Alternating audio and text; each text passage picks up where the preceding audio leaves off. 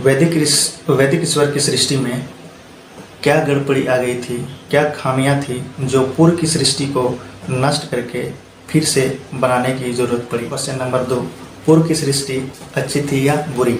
अगर अच्छी थी तो नष्ट करने की जरूरत क्यों पड़ी? कौन भला अपने अच्छी चीज़ों को नष्ट करता है? जो अगर आप अपने घर को बनाए हैं अपनी इच्छा के अनुसार, अपने अनुसार सब अच्छा बनाए हैं, तो क्या आप उस घर को तोड़ सकते हैं? ये तो मुक्ता वाली बात होगी। अगर आप तोड़ रहे हैं तो अच्छी चीज़ों को कोई नहीं तोड़ता। अगर बुरी थी तो बार बार बनाने पर भी क्या कारण था जो अच्छी नहीं बन पा रही थी? उससे अब ये ईसाई राइस बैग ये कहता है कि अगर ईश्वर, वैदिक ईश्वर अगर परफेक्ट है, मुकम्मल है, तो उससे कोई गलती नहीं होता, तो उसने जो पिछले जो सृष्टि किए हैं उनको उसने खत्म क्यों किया, उनका उसने महाप्रलय क्यों किया? ये ईसाई ऐसा कह रहा है।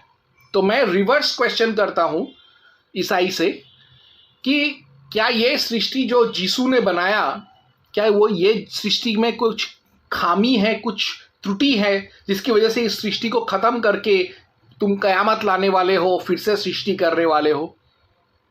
क्या ऐसा कुछ है? नहीं। खैर, अभी हम साइंटिफिकली इसका जवाब देंगे। हमारे हिंदू शास्त्रों में, हर शास्त्र में कहा गया है कि पूरा सृष्टि, पूरा ब्रह्मांड, ये पृथ्वी, ये प्रकृति, सब कुछ नश्वर है,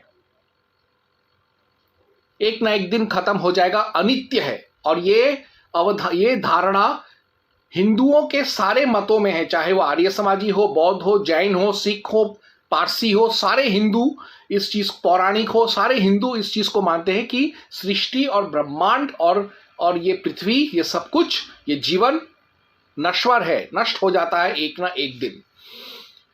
ये चीज कि ये सृष्टि अनित्य है, ये इस पर बहुत गंभीर गवेषणा किया गया है कठा उपनिषद 1.2.10 में, और भगवत गीता में भी इसका थोड़ा सा इस पर रोशनी डाला गया है। अभी मैं आपको एक चीज बताऊं कि वैज्ञानिक कहते हैं कि हमारे ब्रह्मांड में, जैसा कि हिंदू धर्म में भी मानते हैं, एक व्हाइट होल है और एक ब्लैक होल है। ब्लैक होल पूरे ब्रह्मांड को अपने में सिमट लेता है, और व्हाइट होल जैसे सिमटा जाता है एक तरफ से, तो दूसरी तरफ से व्हाइट होल के जरिए एक बिग बैंग होता है और वापस से सृष्टि कहीं और सृजन होता है।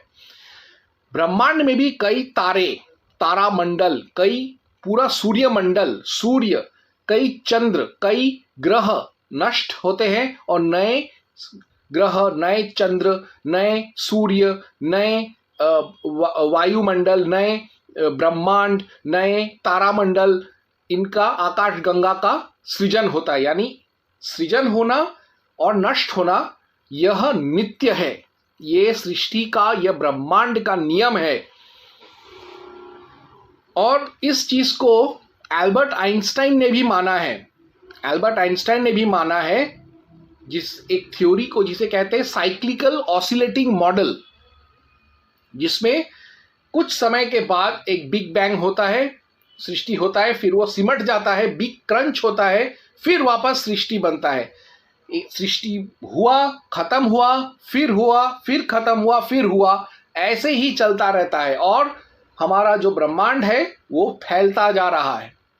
इसीलिए सृष्टि अनश्वर है, वो कभी भी कुछ हमेशा के लिए नहीं रहता। वो खत्म होता है, फिर बड़ा होता है, फिर खत्म होता है, फिर शुरू होता है, ऐसा चलता रहता है इन साइकिल। इसको एल्बर्ट आइंस्टाइन और आधुनिक वैज्ञानिकों ने भी इस चीज को माना है, और इस चीज को भागवत पुराण में और कठा उपनिषद में, केना उपनिषद में बहुत ही गंभीरता और गहराई के साथ इसको समझाया गया है। इसका कारण यह है ताकि सृष्टि में कोई भी प्रजाति हमेशा के लिए अमर ना हो जाए और दूसरों पर हावी ना हो जाए।